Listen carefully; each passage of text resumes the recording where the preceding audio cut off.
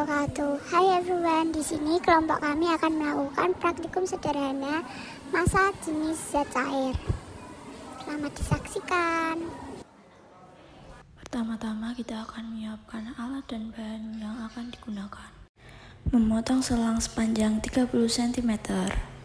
Setelah selangnya dipotong dan dibentuk huruf U, ujungnya diberi double tip agar memudahkan untuk menempel pada kardus. Percobaan pertama adalah air dengan biosolar.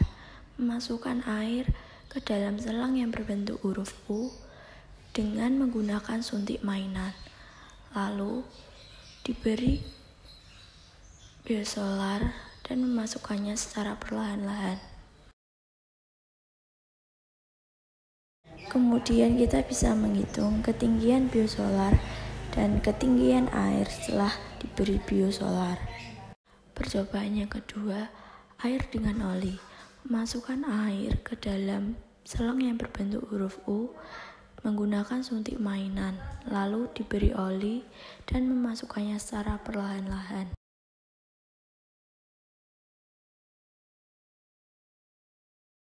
Lalu kita dapat menghitung ketinggian air setelah diberi oli dan ketinggian oli. Percobaan yang ketiga, air dengan pertalit. Memasukkan air ke dalam selang berbentuk huruf U, lalu memasukkan pertalit secara perlahan-lahan. Menghitung ketinggian air setelah diberi pertalit dan ketinggian pertalit. Setelah melakukan percobaan dari ketiga jenis zat cair, kita dapat menentukan massa jenis dari ketinggian yang sudah didapat. Analisis data percobaan. Percobaan ini menggunakan 3 buah selang dengan masing-masing panjang 30 cm. Kemudian, selang dibentuk huruf U, lalu diberi air secukupnya, dan diberi zat cair yang telah disiapkan. Zat cair ini jenisnya berbeda-beda, ada oli, biosolar, pertalit, sehingga didapatkan tingginya air dan biosolar, H air 4,2 cm, H solar 5 cm. Tinggi air dan oli, H air 2,6 cm, H oli 3 cm. Tinggi air dan pertalit, H air 3 cm, H pertalit 4 cm.